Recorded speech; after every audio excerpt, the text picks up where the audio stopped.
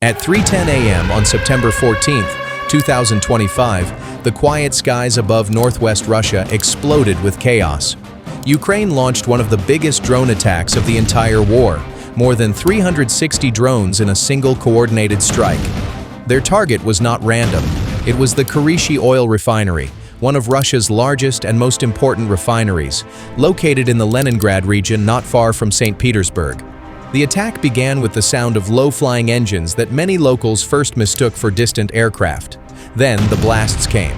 Explosions ripped across the night sky as drones slammed into fuel tanks, processing units, and pipelines.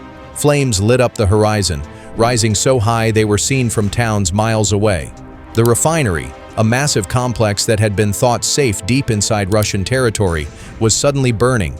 For Ukraine, this was not just another attack. It was a carefully planned operation meant to cripple Russia's fuel supply lines at a critical moment. The refinery was known to process millions of tons of crude oil every year, turning it into fuel for Russian military depots, supply trains, and even the civilian markets of northwest Russia. Ukrainian intelligence had been tracking the site for weeks, calling it a nerve point of Russia's war machine.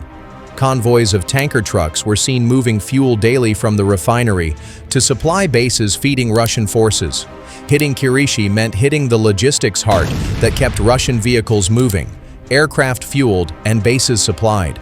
Russia had defenses at the site. Pantsir and Buk missile systems were deployed nearby, radar stations monitored the skies, and local garrisons had been warned repeatedly about drone threats. Yet none of that mattered when the attack began. Ukraine didn't send just a handful of drones. It sent wave after wave, saturating every defense line at once. Russian operators quickly realized this was not a small harassment raid. It was one of the largest aerial strikes launched in the war so far. From the very first moments, it was clear this was going to be different. Russia had assumed Kirishi was too deep inside its territory to be touched, but now, the heart of its refining system was under direct assault. The blasts, the fires, and the rising smoke told a story Moscow could not easily hide. What started as a quiet September night turned into a disaster that would have consequences far beyond the refinery gates. The swarm came in waves. Dozens of Ukrainian drones flew low, hugging the terrain to avoid radar. They were not flying in neat formations, but spread out, confusing sensors and splitting defenses. Russian operators at air defense sites near St. Petersburg reported flashes everywhere as missiles streaked into the sky and anti-aircraft guns opened fire. Pantsir systems spat tracer rounds and Buk launchers fired interceptors in rapid succession. For a moment, it looked like Russia might stop the attack. Screens inside command posts showed many drones being blown out of the sky. But the sheer number was overwhelming. As defenders focused on one group, another slipped past, then another, and another. The drones were cheap, small, and in many cases made of wood and plastic parts that made them difficult to track with radar. Russia fired hundreds of missiles, but each interceptor cost far more than the drones they destroyed. That imbalance alone told the story of this attack. By the time Russian defenses adjusted, multiple drones had already hit the refinery itself. One struck a massive storage tank filled with refined fuel. The impact set off a huge fireball that lit the entire sky, sending a rolling wave of heat across the facility. Workers on the ground scrambled for safety, some running toward emergency shelters, others fleeing entirely. Another drone slammed into a distillation tower, shattering pipes and sending pressurized flames shooting in all directions. Alarms blared as automatic fire suppression systems tried to activate, but the scale of the damage was too much. Then came another strike, this time on pipelines feeding the refinery's processing units. Secondary explosions followed almost instantly, sending shockwaves across the plant. Within minutes, huge sections of the facility were burning. Videos taken by residents in nearby towns showed multiple fireballs erupting one after another, some so large they looked like daylight flashes in the night sky. Thick black smoke began to climb thousands of feet into the air. Roads around the refinery were quickly closed as Russian emergency services tried to gain control of the situation. But the swarm wasn't done yet. More drones slipped through, striking secondary fuel tanks and even parts of the administrative buildings. One blast caused the collapse of a section of the control room, making it nearly impossible for on-site workers to coordinate a response. The attacks were not random. Ukrainian planners had clearly studied the refinery's weak points. They struck storage tanks to ignite large-scale fires, hit processing units to stop production, and damaged pipelines to spread chaos across the site. Each impact was chosen to maximize both physical destruction and psychological shock. Russian commanders watching the situation unfold realized that this was no ordinary drone raid. It was a deliberate attempt to cripple one of the most important refineries in the country. The flames grew higher, the smoke spread wider, and the entire Leningrad region knew something massive had just happened. As the fires raged, Russian defenses scrambled to regain control. Fighters roared from nearby air bases, streaking over the Leningrad region in an attempt to spot and intercept the remaining drones. Panzer systems continued to fire, their barrels glowing from the heat of constant shooting. Russian officials later claimed that hundreds of drones had been destroyed, but the truth was harder to hide. By the time many of those intercepts happened, the refinery was already burning uncontrollably. The drones had done their job, and the damage was spreading faster than anyone could contain.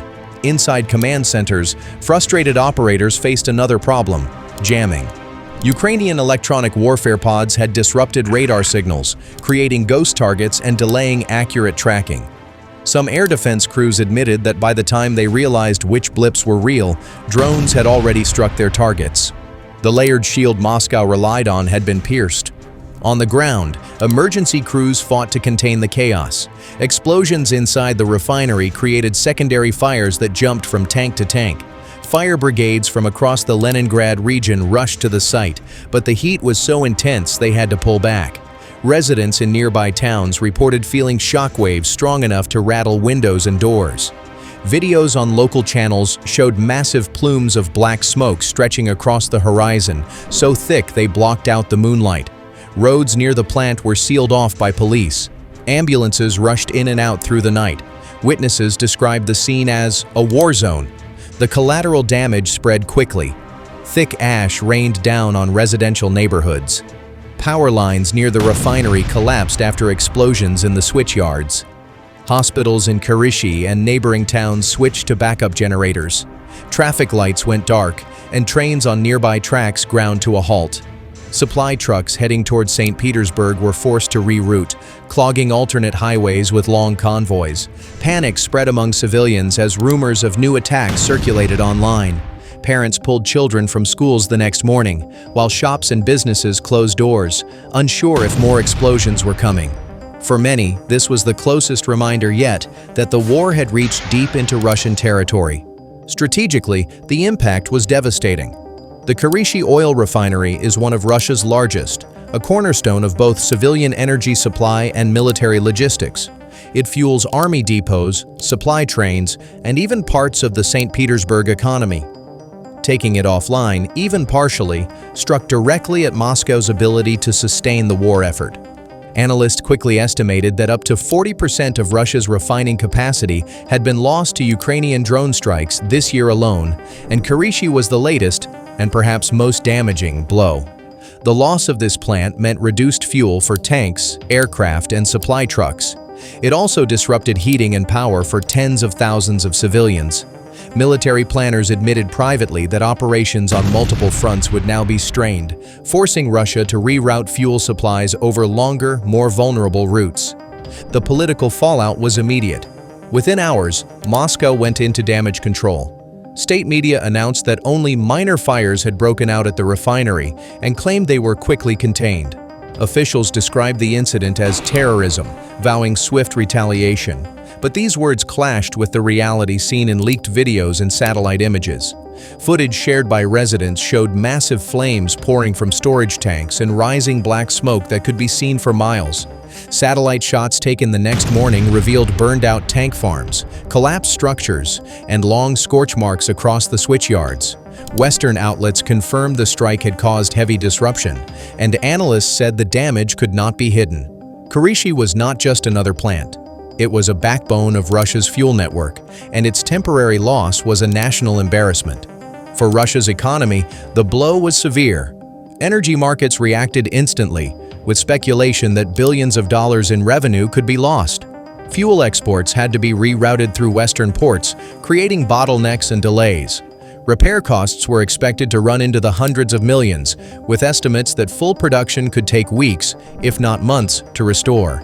In the meantime, Russian civilians faced shortages, rising fuel prices, and transport delays. Military logistics were also shaken. Fuel convoys were forced onto longer, riskier routes that passed closer to Ukrainian strike zones. Analysts noted that each additional mile added to fuel transport made supply lines weaker, more exposed, and easier for Ukraine to hit again. The result was clear. Russia had suffered one of its largest single strikes of the war. Fires at the refinery burned throughout the night and into the next day before they were brought under control. By then, the plant's core units were offline, its storage capacity crippled, and production fully halted. Repair crews worked non-stop, but much of their work was slowed by destroyed transformers, flooded basements, and twisted steel. The refinery, which once powered both military operations and local economies, had become a blackened ruin. For civilians nearby, the smoke lingered in the air for days, leaving a reminder that even deep inside Russia, nowhere was safe. The message from Ukraine could not have been clearer. By sending hundreds of drones against one of Russia's most important energy hubs, Kyiv showed it could bypass layered defenses, overwhelm radar, and strike critical infrastructure at will. A single night of coordinated drone warfare had caused a blackout of confidence in Moscow, not just in its power plants, but in its ability to protect its people. For the Kremlin, the warning was direct. The war was no longer contained to the front lines. Even Russia's most valuable energy sites, worth billions, could be turned into ash and twisted steel in a matter of minutes. For Ukraine, the strike was both symbolic and strategic, a demonstration that low-cost drones could inflict massive damage on Russia's war machine. For Russia, it was a reminder that every refinery, every plant, and every depot remained a target waiting to burn.